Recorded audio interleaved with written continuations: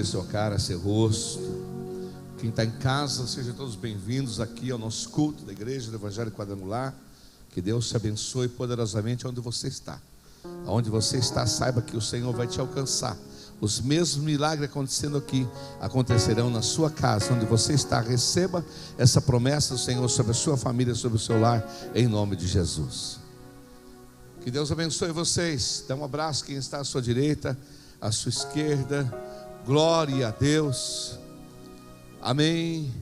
Como que é ser um verdadeiro adorador? O que a gente pensa? Estamos falando hoje sobre esse assunto pela manhã. E há muita gente que confunde, sabe, irmãos? Há muita gente que entende tudo errado. E o que eu mais desejo, desejo do meu coração, é que tudo te vá bem. É que você saiba conhecer a mente de Deus. Sabe por que as pessoas erram no relacionamento com Deus? Porque elas não conhecem Deus. Então, às vezes, na sua mente, quando você fala assim, levante as mãos para adorar, você pensa que adorar é levantar a mão e cantar uma canção. Mas adorar é muito mais do que levantar mão. Num culto, onde você está num culto, e você levanta a mão e você entende isso como uma adoração. Então agora vamos adorar. Quando você está cantando, você está celebrando ao Senhor, é uma forma de você servir ao Senhor, mas a adoração, ela vai além de você cantar uma canção e levantar seus braços para os céus. É por isso que muita gente está vazia na igreja. Nós precisamos compreender o que é a verdadeira adoração. Jesus encontra-se com uma mulher num poço de Jacó. Ele diz para essa mulher, ela pergunta, onde que é que a gente adora? Porque os samaritanos adoram no monte, os judeus adoram em outro monte. Qual é o monte certo? Qual é o lugar certo? E Jesus disse, os verdadeiros adoradores adorarão ao Pai em espírito e em verdade. É por isso que nós cantamos isso hoje. Adoração, ela compreende adorar em espírito, quando você está orando, quando você está levantando as mãos, quando você está entregando em oração a sua vida, mas também em verdade. E quando fala em verdade, a adoração compreende sacrifícios. A adoração não é meramente você levantar as mãos e não fazer nada. Se você entender, todos os povos deveriam subir anualmente a Jerusalém para adorar, e iam para o sacrifício. Quando Deus chama Abraão e disse, Abraão, pega Isaac, leva Isaac ao monte Moriá e sacrifica seu único filho ali para mim.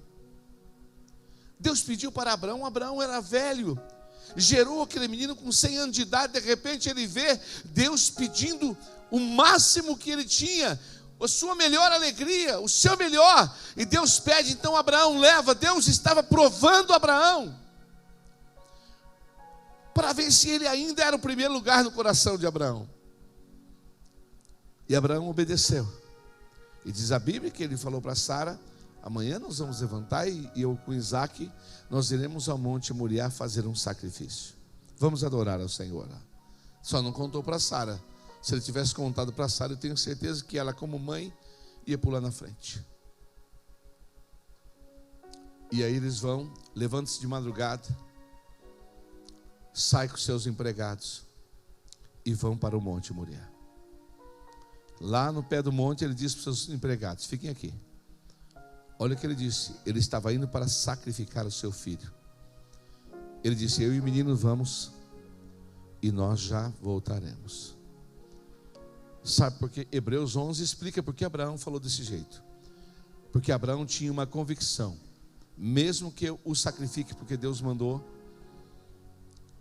Deus é poderoso para ressuscitá-lo. Então nós vamos voltar. No caminho o menino pergunta, pai, nós estamos levando a lenha, nós estamos levando fogo, nós estamos levando o punhal, mas onde está o cordeiro para o sacrifício? E Abraão responde, a primeira vez que você ouve na Bíblia a palavra Jeová Jiré, que significa Deus proverá. Ele disse, Jeová Jiré, meu filho, Deus proverá, Deus proverá. E ele subiu, e de repente ele começa a amarrar Isaac em cima da lenha. Isaac começou a entender na sua mente, porque ele já havia participado de diversas adorações com seu pai, todas as adorações compreendem sacrifício. Não é meramente você levantar mãos na igreja. Se você entende isso, essa forma como uma mera adoração, que você eu estou levantando a mão, eu vou adorar a Deus, mas se você não envolver a sua vida num sacrifício, isso não é uma adoração genuína. Isso é apenas um gesto de você levantar as mãos e mais nada. Adoração compreende serviço. Adoração compreende você ter compromisso. Então quando você fala, eu sou um adorador, você não pode se basear apenas que você canta canções e levanta as mãos na igreja. Isso é muito vazio, isso é muito fútil, se você entender que isto é uma verdadeira adoração. Abraão então amarra seu filho, e quando ele levanta o punhal, o Senhor diz, não faça isso, Abraão. Não faça isso. E ele viu ali um animal preso pelo chifre num galho, e ele pega aquele animal e ele sacrifica o seu animal. Sabe, Jesus deu a vida por cada um de nós, ele foi o nosso sacrifício vivo. O Joel sempre canta, o sacrifício vivo. Lembra? Por nós, como é que é? Se entregou por nós. E aí? Com armas de amor ele lutou até o fim. Vestido de silêncio, o semblante era de dor. A todos que o feriu lá no Calvário perdoou. Subiu naquela cruz, E aí? sem nada reclamar. Cordeiro imaculado que sofreu por me amar. Diga assim. E a minha vida, declare isso bem forte, ó. Fala isso. Foi lavada pelo sangue de Jesus. A minha história dividiu Minha entre o antes e o depois. Dividiu. Declare isso com a sua boca, diga assim. Antes e depois. Por quê? O que ele fez? Pelo sangue, pelo sangue, diga, de Jesus. Você pode levantar a mão e declarar: fui salvo pelo sangue. Fui salvo pelo sangue. Fui curado pelo sangue. Fui salvo, fui curado, fui liberto. Fui liberto pelo fui comprado. Sangue. Fui comprado pelo sangue. O sangue de Jesus, que me leva até o céu. O sangue de Jesus, vermelho, forte e fiel, suportou a cruz a preço de sangue, por amor. Precioso sangue de Jesus. Não houve salvação sem sacrifício. Não existe mais sacrifício para a salvação. O único sacrifício para a salvação foi o de Jesus. Acabou. Para ser salvo não há mais necessidade de sacrifício, mas um relacionamento com Deus. Deus espera de você uma reciprocidade, não apenas um relacionamento vazio, supérfluo. Não que você seja superficial. E tem muita gente superficial dentro da igreja. Tem muita gente que o relacionamento com Deus, Ezequiel teve uma visão no capítulo 47, não precisa pôr, do livro de Ezequiel. Ele viu um rio de águas purificadoras, e à medida que ele entrava, a água dava pelo tornozelo, pelo joelho, pela barriga, e teve um passo a mais, ele teve que mergulhar. Algumas pessoas se relacionam com Deus apenas até o tornozelo, outros até o joelho, outros vão um pouquinho mais. Sabe, não existiu forma do Senhor salvar-nos, nos comprar. Alguém tinha que morrer. Você sabia que todas as vezes que você peca, você deveria morrer? Eu deveria morrer, porque o salário do pecado é a morte. E por que nós não morremos? Por causa do sangue de Jesus. Então a misericórdia do Senhor não permite, porque todas as vezes que nós pecamos, nós merecemos a morte, nós temos que ser executados imediatamente. Então, por causa da graça, por causa da misericórdia, isso não acontece conosco. Mas o que Deus espera de nós? A reciprocidade no relacionamento. Espera que você seja um crente firme. Espera que você pare de ficar andando com os pés em duas canoas. Espera que você tome decisões e seja firme de verdade. Uma hora aqui, uma hora lá fora. É importante você entender isso.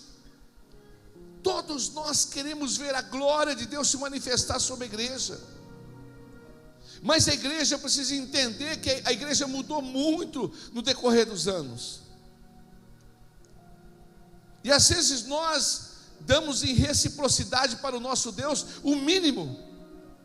Quando Ele fez o sacrifício enorme por nós, o sangue, o seu próprio Filho.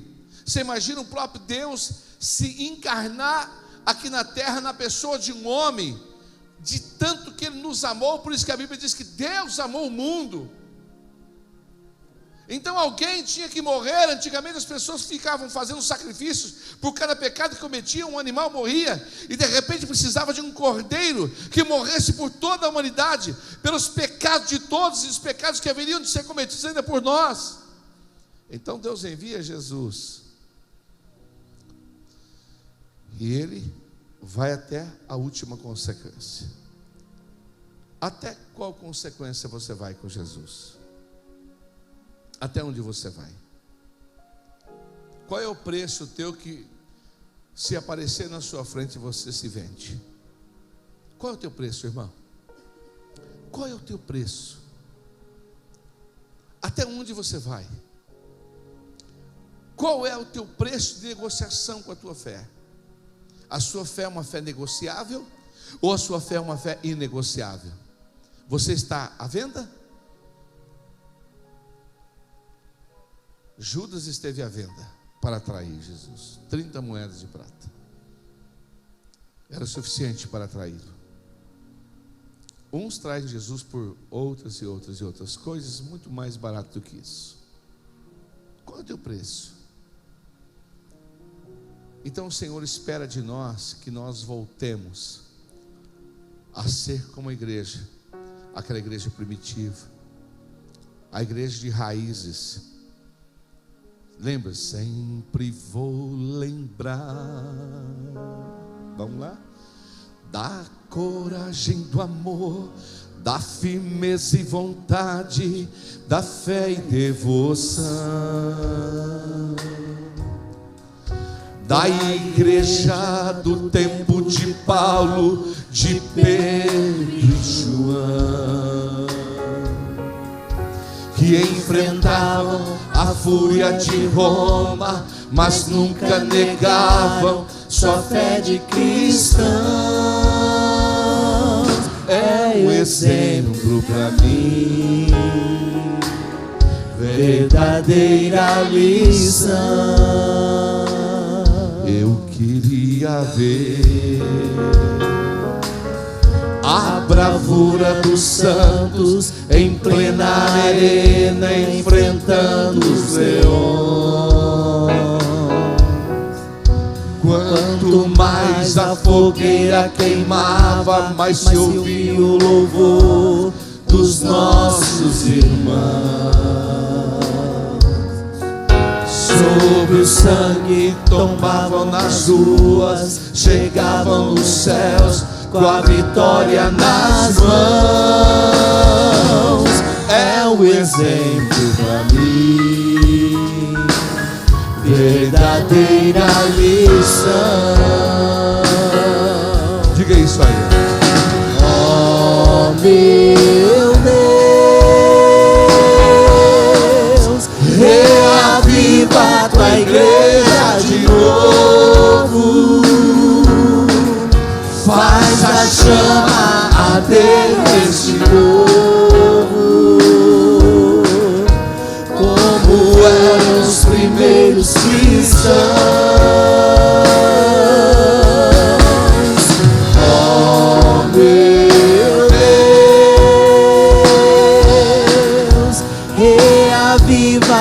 igreja de novo.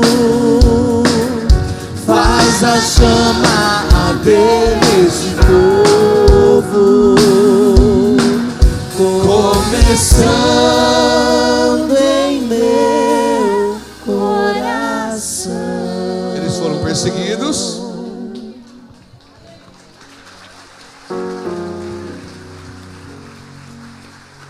Eles foram uma igreja perseguida, porque eles não podiam se reunir.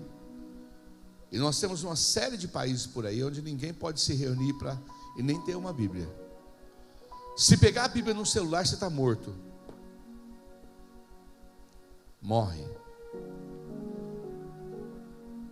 Famílias inteiras foram executadas porque pegou uma pessoa com a Bíblia, um trecho da Bíblia no celular. A igreja primitiva foi perseguida. Foram colocados em arenas para serem comidos vivos pelos leões. Famílias inteiras com seus filhos, com tudo, e eles sentavam para assistir o espetáculo. Alguns foram queimados vivos, e no momento que eles estavam sendo queimados, comidos por leões, se eu podia ouvir o louvor daquela igreja, daquele povo. Qual é o teu preço hoje? E alguns podiam dizer para ele: negue Jesus, e você está fora. Nega a sua fé. Talvez sim. Olha aqui para mim, menina. Talvez sim, olha aqui para mim, porque isso vai mudar a sua vida. Talvez sim. Houve algumas pessoas que negociaram: eu vou escapar. Mas a maior parte disse: eu não nego a minha fé. Eu não negocio a minha fé. Então você vai ser queimado vivo. Sadraque, Mesaque e Abednego, ou vocês dobram os seus joelhos, ou vocês vão ser lançados na fornalha de fogo. Eles poderiam dizer: Deus, é só esse momento para nós escapar da morte. Mas sabe aquela fé inegociável? Ó Rei, fique sabendo que nós não dobraremos os nossos joelhos perante Ti. Então vocês vão ser lançados. Se o nosso Deus quiser nos livrar, se Deus fizer, Ele é Deus. Ele é Deus, se a porta porta abrir, Ele é Deus, mas se fechar, continua sendo Deus. Ó Rei, fique sabendo, não negociamos a nossa fé. Então vocês vão ser lançados. Amarrem eles. E sabe o que eles disseram? Se o nosso Deus quiser nos livrar, Ele nos livrará. E se Ele não quiser nos livrar, nós seremos queimados. Mas nós não negociamos a nossa fé. E os crentes de hoje, como é que estão? Ei, irmã, um homem é suficiente para romper com a sua aliança? Um namorado? Um moço bonito? Uma moça bonita, irmão? Um copo de alguma coisa? Um trago de alguma coisa? Uma balada, uma companhia? Qual é o teu preço? Qual é o teu preço? O que te afasta da igreja, da casa de Deus? Por que você fica caindo e levantando, caindo e levantando? Por que você não se liberta dessa questão? Por que todas as vezes que você fala, não vou mais pecar, e você volta e comete a mesma coisa? Qual é o teu preço? Por que você está negociando? Por que você está tornando tão barato o sacrifício? Os verdadeiros adoradores não adoram aqui na igreja apenas de mãos levantadas. Eles negam a si mesmos. Eles tomam a sua cruz e eles seguem a Jesus. Você tem um nome que você precisa zelar por ele. Se o meu povo, que se chama pelo meu nome, você é conhecido pelo nome do Senhor, não negocie a sua fé.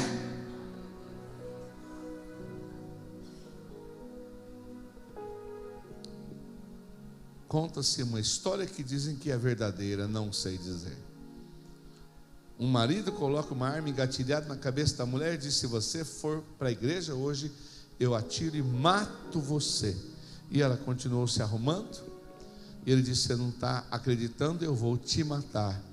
E ela disse: se você me matar, eu morro aqui. Para mim o viver é Cristo e o morrer é lucro. E se eu morrer, eu vou com Jesus. Se você não me matar, eu vou para a igreja. Você escolhe, qualquer um dos dois, para mim tanto faz. Ele olhou que era fé e ele se converteu, porque aquela mulher era uma mulher que a fé não se negociava. Atos capítulo 5 diz o que acontecia com a igreja primitiva. Você quer que isso volte a acontecer? O que acontecia com a igreja primitiva? Muitos sinais e prodígios eram feitos entre quem? Entre quem? O povo. Pelas mãos dos... E estavam todos unanimemente no alpendre de... Olha lá. Dos outros, porém, ninguém ousava juntar-se a eles. Mas o povo tinha-os em grande estima. A multidão dos que criam no Senhor, tanto homens como mulheres. O que acontecia, gente, com essa igreja? Crescia cada vez mais, de sorte que eles iam buscar os doentes das cidades vizinhas e os punham nas ruas, em leitos e macas, para que ao menos a sombra de Pedro, quando passasse, cobrisse alguns deles. E até das cidades circunvizinhas concorria muita gente a Jerusalém, conduzindo enfermo, atormentados de espíritos imundos, os quais eram o quê? Todos o quê? Deus não quer que você entre aí enfermo na igreja, perturbado, e volte assim. O que tinha nessa igreja? Essa igreja tinha unção. Mas aonde está essa igreja que tem unção, pastor? Eu vou correr atrás. Não, a igreja é você, benzinho. A igreja é você. É você que Deus quer mudar. A igreja não é uma denominação, uma placa. A unção não é grito, não é a gente pulando e gritando, você não confunde isso com unção. Ali não tinha grito, não tinha pulo, não tinha nada. A sombra de Pedro apenas curava, porque o ambiente que eles estavam vivendo era um ambiente de cura, de milagres. Mas por que Deus não está fazendo mais? Por que tem muita gente que ora e não é mais curado? Por que está acontecendo de muita gente não está vendo mais as respostas de orações chegando? Porque a igreja se permitiu ser corrompida. Porque o povo está negociando a sua fé por qualquer preço. Estou na igreja, mas se tiver qualquer convite eu estou fora. Eu saio fora. Qualquer convite. Se aparecer um namorado para me tirar da igreja, estou fora, eu vou embora com ele. Se aparecer uma namorada, eu estou fora, eu vou embora com ela. Qualquer coisa, eu estou aqui por estar, mas se tiver alguma coisinha, eu vou embora. É uma fé que se negocia facilmente. Uma festinha, pronto, já não vou nem para a Santa Ceia mais. Então a igreja se corrompeu. Aí tem muitos irmãos que estão orando: Senhor, cadê o teu milagre? Senhor, ó Deus. Mas Deus não é bobo, irmão. Aprenda uma coisa. Gálatas capítulo 6, versículo 7 diz: não erre, não erre, não, Deus não se deixe escarnecer, ninguém vai zombar do Senhor. Não brinca com Deus, não. Tudo que o homem semear também ceifará. Deus não vai permitir ser escarnecido por uma igreja corrompível. Mas Deus quer uma igreja firme. Deus quer crentes aqui como Mesaque, Sadraque e Abednego, que diga: eu não negocio a minha fé. Crentes que não achem que a adoração é apenas levantar a mão num momento de canção. Isso é muito fútil. Não confunda isso com uma verdadeira adoração. Se não tem serviço seu na obra, não é adoração, você não adora. Se não tem sacrifício, não é adoração. Se você não está envolvido, não está comprometido, se você não mergulhou, não é adoração. É apenas um levantar de mão com o nome de adoração. Adoração, ela tem que ser em espírito, tem que ser em verdade. A igreja primitiva trazia consigo raízes de uma igreja criada segundo o coração de Deus. Atos capítulo 5 é a resposta de Atos capítulo 2, é a resposta do que acontecia em Atos capítulo 4. O que acontecia em Atos capítulo 2? Em Atos capítulo 2, eles perseveravam na doutrina dos apóstolos. O povo ouvia a palavra e o povo não se desviava da palavra. O que Deus falou, eu vou anotar, eu vou meditar nessa palavra, eu vou perseverar nela.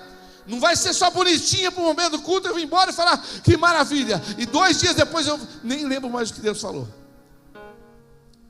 Atos capítulo 2, eles perseveravam na comunhão. Você tem comunhão com as pessoas na igreja? Ou você é isolado? Você conhece as pessoas aqui que frequentam aqui?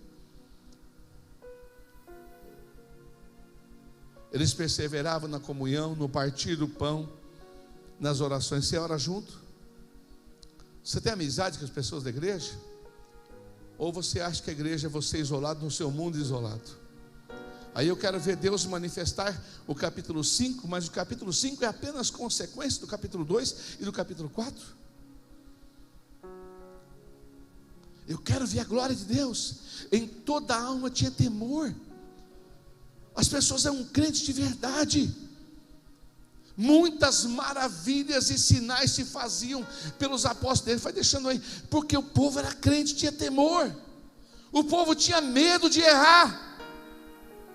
Todo mundo tinha medo, se policiava.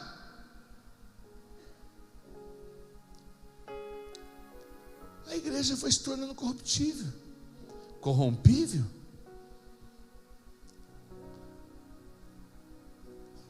Pecado não é mais pecado, é normal. Está tudo certo. O amor venceu. Eu não quero mais confrontar isso. A igreja foi se corrompendo. Mas na igreja primitiva, em toda a alma tinha temor. O povo era crente. Se nós queremos ver Deus se manifestar outra vez, e é com você que Deus está falando nessa noite, muitas maravilhas e sinais se faziam. Deus vai voltar a curar e operar maravilhas. Amém? Esses dias estive numa igreja em Bauru, uma igreja pequenininha, fazendo uma visita. Um pastor, um senhor já. E fui lá reunir com a liderança deles, porque eles estavam querendo uma palavra. E eu disse para eles, pastor Félix, eu já estive aqui. Eu já estive aqui. Falei para ele. Eu me lembro como se fosse hoje.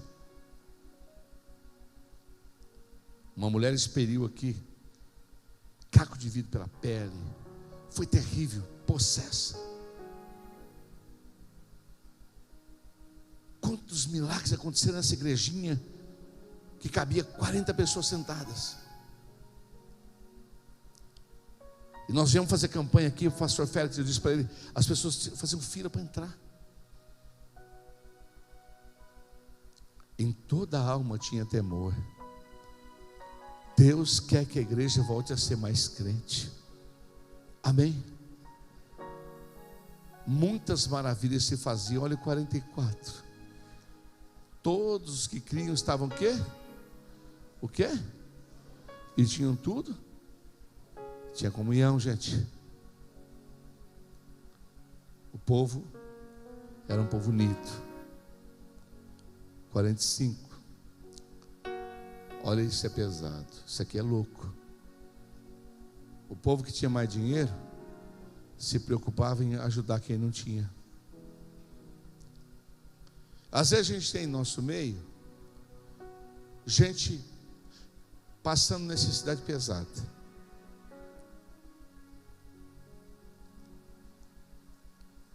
E às vezes a gente não faz nada. E pode acreditar numa coisa, nós somos ricos. Pode acreditar e pode dizer para você: eu sou pobre, pastor, mas sou limpinho. Se você é limpinho, eu não sei, não cheirei você. Pobre você não é. Pobre você não é. E acredito que você seja limpinho também. Mas não fala que você é pobre, não. Você não faz nem ideia. Tem pessoas vivendo uma calamidade. Tem pessoas vivendo no extremo. Essa era uma igreja preocupada com quem não tinha. Como é que Deus pode nos abençoar se nós fechamos os olhos ao mendigo Lázaro que grita na porta da nossa casa e a gente passa com o nosso carrão e vai embora? Como é que nós podemos dizer que nós somos uma igreja verdadeira se nós não queremos saber de quem está sofrendo? Nós somos ricos, irmãos. Você é rico. Não fala que você é pobre, nunca mais fala essa bobagem. O apóstolo Paulo fala: se você tiver aonde deitar, o que comer, com o que se vestir, você já é rico. Vendiam propriedades e bens e repartiam com todos segundo o que havia de necessidade. E olha lá, perseverando quanto no tempo, unânimes, o que, gente? Eu quero que você leia, você que vem na igreja um domingo por semana, um domingo por mês, você que acha que é um sacrifício, você que quando fala vamos para a igreja, ao invés de você falar alegrei-me quando me disseram, você troca tudo. Leiam todos juntos. E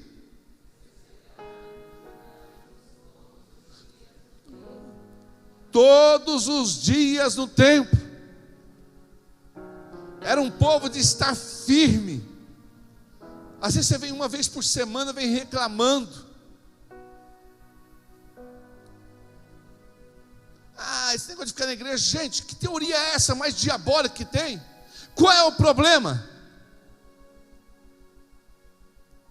De onde nós tiramos essa ideia que eu não posso estar lá direto na casa de Deus? Às vezes um domingo para você te custa muito, e às vezes só vem porque não tem uma coisinha melhor para você ir. Todos os dias no templo, partiam pão de casa em casa, povo unido, tinha comunhão com o outro, se conhecia, visitava, comiam juntos com alegria e singeleza de coração. Você convida alguém para na sua casa, você senta com as pessoas, vocês têm amizade entre vocês. Qual é o seu ritmo? É com você que Deus está falando. Quando você vem aqui na igreja, você faz questão de conhecer, de se aproximar, ou você se isola e some, porque você não quer comunhão com ninguém. Olha o 47, o que acontecia? Louvando a Deus, caindo na graça de todo o povo, todos os dias. Deus ficava feliz de ver uma igreja que se preocupava com o que não tinha, de ver uma igreja que vivia em comunhão. Deus ficava feliz e Ele acrescentava à igreja aqueles que haviam de ser salvos. Amém? Porque Deus viu uma igreja segundo o coração de Deus. Deus viu um povo segundo o coração dele. Não era um povo egoísta, mas era um povo que tinha comunhão. Você precisa ter comunhão aqui dentro. Atos capítulo 5 dos milagres é consequência de Atos 2. Atos capítulo 5 é consequência de Atos 4. O que diz em Atos 4? Olha lá, era o coração e a alma da multidão, dos que criam. O povo era um só, povo unido. Ninguém dizia que coisa alguma do que possuía era sua. Sabe por quê? A empresa que você tem, o carro que você tem, a casa que você não é dono dela. Uma artéria que Deus desligar no seu coração, você já era e vai sem nada. Tudo que Deus colocou na sua mão é para a glória dele. Não glorifica a Deus não, aquilo que Ele te deu não. Vai vivendo como se você fosse dono e senhor de tudo. Deus te deu para você glorificar o nome dele, esse emprego. Deus não te colocou numa faculdade, meu irmão, minha irmã. Era crente, chegou na faculdade, se misturou. Ao invés de montar uma célula na faculdade, virar crente e contagiar todo mundo com a palavra de Deus, daqui a pouquinho onde está o crente? Está bebendo, está fumando, está caindo na prostituição. Era moça do altar, mas na faculdade está saindo com todo mundo. Era rapaz do altar, mas na faculdade está pegando todas. O que aconteceu? Uma fé corrompível, sem compromisso. Qualquer coisa eu me vendo. Aí eu quero dobrar o meu joelho, eu quero falar: Senhor, livra o irmão da morte, livra fulano, Deus livra a minha casa, Deus faz não sei o que. Não erre, você não vai escarnecer de Deus. Essa foi a igreja que Deus construiu. Era um coração e alma dos que criam. Tudo que as pessoas possuíam, elas glorificavam a Deus com tudo. Todas as coisas eram comuns. Meu carro é missionário, minha casa é missionária, minha empresa é missionária, meus dons e talentos são missionários. Cantem: meus dons e talentos são para te servir. E aí? Os meus preciosos são teus. Não vejo razão na minha vida sem ti.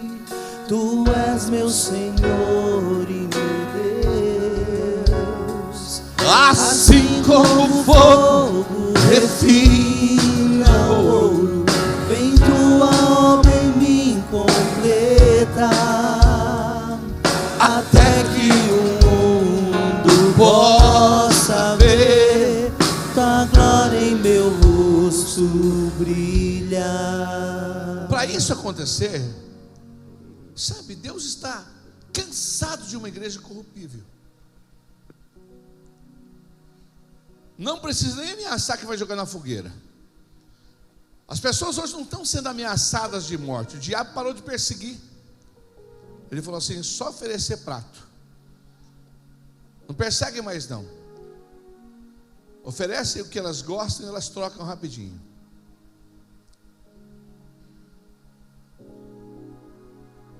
É rápido.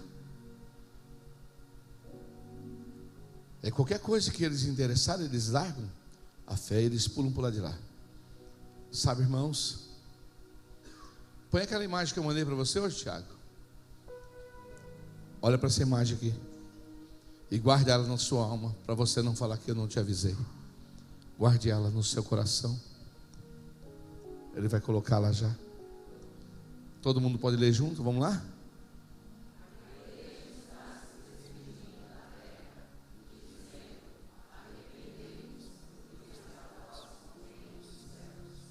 A igreja está se despedindo da terra. Deus está separando o joio do trigo, os bodes das ovelhas. Deus está separando. E a Bíblia diz: sabe o que vai acontecer nos últimos dias? Quem é de Deus vai continuar tendo desejo de santificar mais ainda, mas o sujo, ele vai ter desejo mais pelo pecado de mergulhar mais. E aí você tem que dar uma olhada como é que você está. Mas dá para mudar tudo hoje. Atos capítulo 5 é consequência de Atos capítulo 2 e Atos capítulo 4. Continuando Atos capítulo 4, eu já estou encerrando. Os apóstolos davam com grande poder testemunho da ressurreição do Senhor.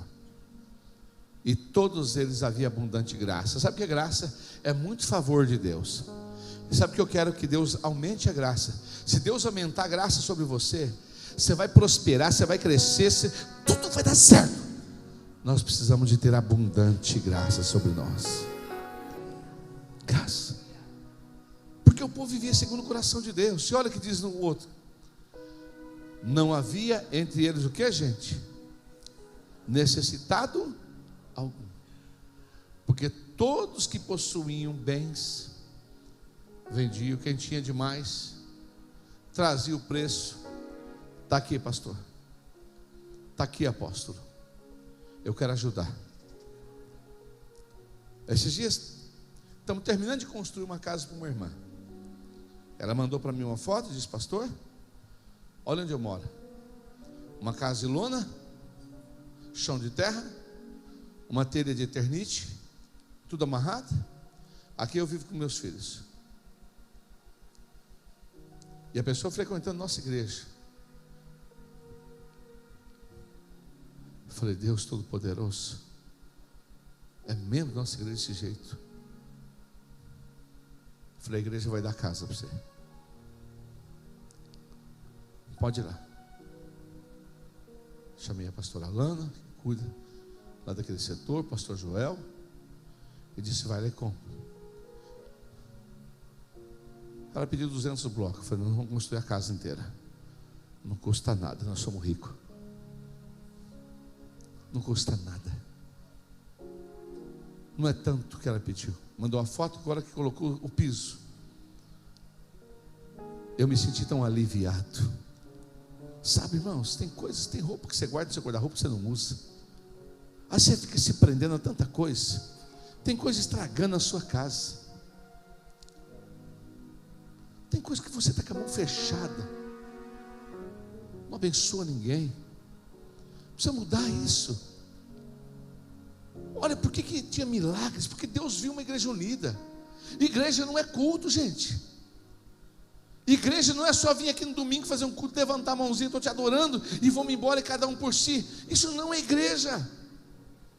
Igreja é sacrifício, igreja é compromisso, igreja é lealdade, é fidelidade, é comunhão, é preocupação com o outro, é um cuidando do outro. É uma fé que não se vende por nada, não se troca por nada.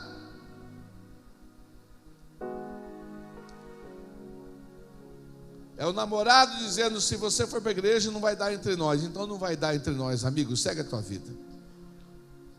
Porque eu sou ovelhinha de Jesus. E a minha lãzinha eu só vou tirar para a pessoa certa.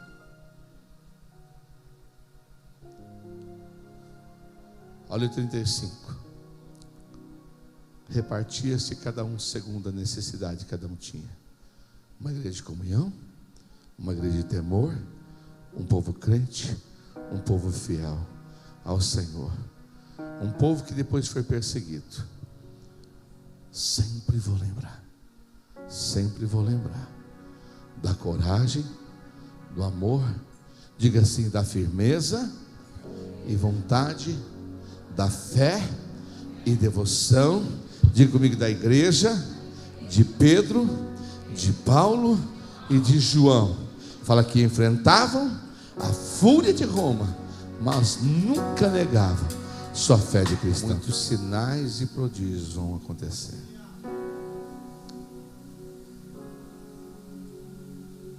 Você vive e você existe para a glória de Deus aqui. E você vive para a glória de Deus aqui na terra?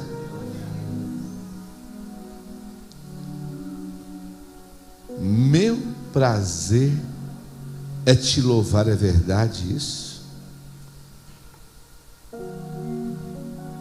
Meu prazer é estar nos átrios do Senhor. Se é prazer, você não negocia. Meu prazer é viver mesmo, na casa de Deus. Onde você está todo domingo de manhã quando você canta essa canção? Dia de culto de manhã do Espírito Santo, busca do poder de Deus. Seu prazer é viver na casa de Deus. Você usa domingo de manhã para o seu futebol, para o seu churrasco, onde você deveria amanhecer aqui no culto às 8 da manhã, participar da escola bíblica. Seus filhos, sua família tem vindo para a igreja? Você está trazendo seus filhos para a igreja? Você é um sacerdote da sua casa? Você é uma profetisa lá dentro? Porque Débora, a Bíblia fala de Débora. Eu adoro falar sobre Débora, amo falar sobre Débora. Só se sabe que o marido dela se chamava Lapidote, mas a Bíblia diz que ela era esposa, certamente era mãe. Ela também trabalhava fora, ela era juíza. O escritório dela embaixo de uma palmeira. Não tinha ar-condicionado, não tinha cadeirinha macia, não tinha nada. É lá que ela trabalhava, julgava o povo, juíza. O fórum dela era lá. Só isso? Não, ela era profetisa também. Sabe, você vai responder pela sua casa. Tem muitos pais hoje sofrendo porque negligenciam, nem com os filhos não traz mais. Ai, mãe, eu estou cansado, não vou para a igreja. Então fica, filho, vai deixando. Não traz não. Não pega pela mão. Ah, meu pastor, mas está frio. Você não traz porque está frio, você não traz porque está calor, você não traz porque está chovendo. Irmão, a gente precisa voltar à igreja de novo. Oh, meu Deus, diga a Ele: reaviva a tua igreja de novo. Uma igreja séria, comprometida, gente envolvida, sua família na casa de Deus, culto dentro da sua casa, você envolvido, não deixando as coisas erradas entrar na sua casa, seus filhos envolvidos em reunião de oração na sua casa. E estas palavras que hoje eu te ensino, tu as inculcarás aos teus filhos, delas falarás assentado em tua casa, ao redor da tua mesa, ao levantar-se e ao deitar-se. Ouve, ó Israel, o Senhor nosso Deus é Deus e Ele é único. Amarás, pois, o Senhor teu Deus com todo o teu coração, com toda a tua alma e com todas as tuas forças. Sentimento, pensamentos e trabalho. Volte a ser igreja do Senhor primitiva.